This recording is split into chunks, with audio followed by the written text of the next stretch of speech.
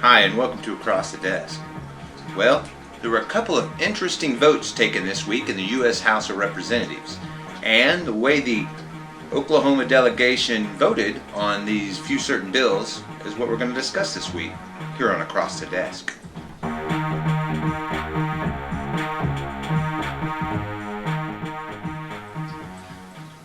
So yeah, two important bills were passed out of the House this week in the U.S. House of Representatives. And that's a good news. The good news is these bills passed. They're probably going to go to the Senate where they got good support and they'll pass there. And then President Biden will sign them into law. So that's the good news. These bills passed and they're going to be codified into law. But that's not what I want to talk about. What I want to talk about is the U.S. House delegation from Oklahoma and how all of them voted no on both of these resolutions, except for Lucas. On the Respect of Marriage Act, he just didn't vote. I'm not sure why he didn't vote. Knows somebody, has a family member that's gay or something like that, I don't know. Maybe not. But he just didn't vote. But everybody else did, and they voted no. And when it comes to contraception, they voted no too, which is another bill that passed later in the week. But going back to the first bill that was passed, the Respect of Marriage Act, House Resolution 8404. They voted no against this, and it goes into a lot of how conservatives think and their values in a certain way. Those good old conservative values. Anyway, the Respect of Marriage Act was to respect marriage. That, hey, gay people are married. We have, a lot of couples now that have been married ever since it's been legalized to do so. And it's going to upset a lot of the balance of society to take that away, especially now. But that's kind of the point with conservatism and their values, see? Part of their values is to use the force of big government to do harm to those they dislike. Like the gay community. They don't like those people. So they want to use the force of law to make their lives hard and be cruel about it. That's exactly what they do. It's conservative values. See, because if they can take marriage away from people that are already married, then they don't have rights to visit them in the hospital or end of life decisions. They don't get to share their estate. The estate of the person they love will be left up to probate and probably confiscated by the state. So that makes a conservative giddy when they hear like, hey man, that may harm a gay person. Conservatives like, oh, yeah, do that. And they'll vote for those people. So, you see, they can come back and they will tell their constituents in a town hall meeting, yeah, I voted against that. But what they're saying is not what they mean. See, because really, they voted against it because it's actually in their platform. The Oklahoma Republican Party platform on homosexuality is laid out, black and white. They hate that stuff. And they're going to do everything they can to make sure that homosexuals have a hard time being homosexual, even if they're in the closet. They're going to make sure they suffer. That's part of the platform. That's part of their values. But they're not going to come right out and say that because really, gays and lesbians, the LGBTQ community, is a pretty good and big and solid voting bloc. Hard to go against. So they really don't want to have a straight up fight against them. So they're going to say, this law is unnecessary. It's unnecessary. There's nothing that we're going to come at them against. But they are. That's not really true. Clarence Thomas already put out an opinion saying they should go after gay marriage next. He did. That's exactly what he said. So it's kind of too late. The horse has already left that barn. Not sure what they mean by that. Nothing's happened yet. Oh, there's plenty happening yet. They're already writing bills against it already. It's what they're doing. It's what conservatives do. It's a total deception to come out and say, oh, it's because it's a waste of time. It's not. And they voted no. But the broader picture in all of this is actually the ramifications, you see. Because in how they act and what they agree with allows for things to happen to, like another thing that happened this week. The mayor of the village resigned. He resigned this week. Why did he resign? Well, he said because of all the harassment he was getting. See, he's an openly gay mayor. And they harassed him in public, walking his dog, getting a coffee, and even to the effect of slashing his car tires. That's an act of violence, really. It really is.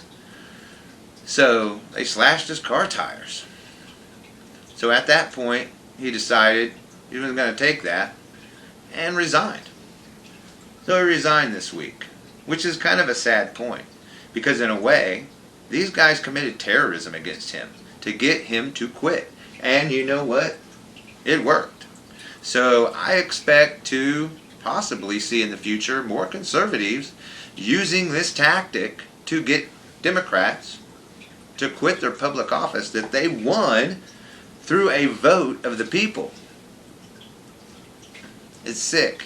It goes against the Constitution. It goes against the law. But no one will do anything about it. See? Because conservatives, it's their values.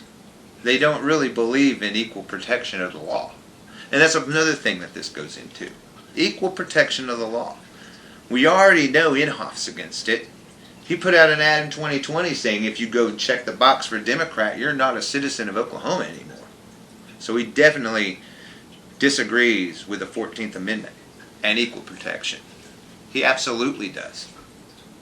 So it's not a far stretch to see that's another point in all of this and why they would deny gay marriage. And it went so much further than gay marriage. I mean, this also actually does stuff for interracial marriage too. And even interfaith, even interfaith marriage, because that's a problem too. And you can see that in conservative circles, how that could be a problem. I could already see it. But anyway, and that's House Resolution, Respect of Marriage Act. It passed. This is a great thing. But what wasn't, and thing of note, is the extremism of our U.S. House delegation voting no. And you got to understand, they were really in a minority. There's really about only 50 of them in the House that voted no on this, out of almost 220 people. That tells you how extreme the delegation of Oklahoma really is when they vote no on that. And on this next bill, the Right to Contraception Act. It's House Resolution 8373. And it's not a very long read. It's really about 1 page long, and all it does is guarantee contraception to American citizens, American adults. And even more importantly, it guarantees the right to information to contraceptions. That information to adults to have. Free American tax-paying citizens, adults. The whole delegation of Oklahoma voted no on that. See, they voted no for a grown adult to have information on contraceptions. That's just so anti-First Amendment. That's anti-freedom. I would say it's anti-patriotic and anti-American for the whole delegation to vote no on this. For grown adults to have access to contraceptions and the information of it. They voted no. And the reason they give again, this is just a phony baloney bill. It's all politics. Nothing's going to happen. Nobody's doing anything against this. Yeah, they are. They absolutely are. Again, Jim Inhofe always states about any kind of contraception being an abortifacient. He does. You should see some of the stuff he did about 10, 15 years ago. Talks all about, that pill can be used for this. We should look into maybe seeing if they should be banned. It's because they're against contraception. And it goes into a long line of things. See, because even Lankford was coming out, and there's a bill that came out in the Senate, and they wanted to guarantee that women could cross state lines and do interstate travel. And James Lankford blocked it. He blocked it. James Lankford did. Look it up. Look, right here. He blocked it. He blocked it. Because, see, when it comes to adults having contraception information and access to contraception, and when it comes to childbearing females of the childbearing age to cross state lines. People like James Lankford, Stephanie Bice, Mark Mullen, they want to control those people, you see. That's what this is about. It's not really about women. It's not about saving any baby. It's not about making society whole or doing anything for the community. It's about power and control, see. It's about being able to control the movements of women. It's about being able to control the family planning of couples and married people and just basic adults, tax-paying, free American citizen adults, see. They hate that stuff. They hate that. They want to be able to control those people. See, that's why they want to keep them from going from state lines to get abortions. See, they want to be able to control that. And you can understand the conservative line of thinking, and it's not like you haven't heard it before. See, baby making machines, right? We need them babies. And so that makes women of childbearing age an asset. That's how they see it. They should be used as property. And when you do things like James Lankford and you deny women to cross state lines, it's treating them like property. They're property of the state. That's what James Lankford's saying. No, man, those women are property of the state. They can't just cross the state line. I'm voting no on this. But that's not what he came out and said, right? He came out and said, oh, this is just nonsense. Well, you know, if it's nonsense, just vote for it anyway, right? Don't play a clown and vote no. That's just being childish. That's just being insincere. It's being immature. It's being totally illogical. What if you just harm society by doing that? So who's really playing the political game? It's James Lankford, really, by voting no on that. And it really goes further than that. Because honestly, that's the politics. The politics is him saying it's playing politics. Because really, the politics behind it is power and control. James Lankford wants to be able to control you. He wants to be able to control your family planning. He wants to be able to control that. He wants to be able to control the movement of the women in Oklahoma of childbearing age. He wants to control their movements. He wants to control their everything. He really believes that. And that's what this is about. That's why they all voted against this. They all voted against it. Stephanie Bice voted against it. She has 2 daughters. But that's just what she does. She's the junior House representative from Oklahoma, so she's really just going along with whatever they tell her to vote at this point. That's what they're doing. Somebody in that House caucus for just Oklahoma whipped all of the people in there, the 5 representatives, to vote the same way. And that's what they did. And they probably did it for the Marriage Act too, and local state, I'll tell you what, I just won't vote. And that's what happened. That's what happened with this whole thing. So every one of Oklahoma's U.S. House delegation members voted no on House Resolution 8404, the Respect the Marriage Act, except for Lucas, who abstained. And all of them, including Lucas, voted against the Right to Contraception Act.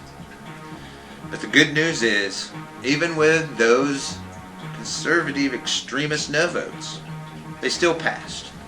It'll still probably get signed into law, and gay marriage will be protected, and so will our right to contraception in this country.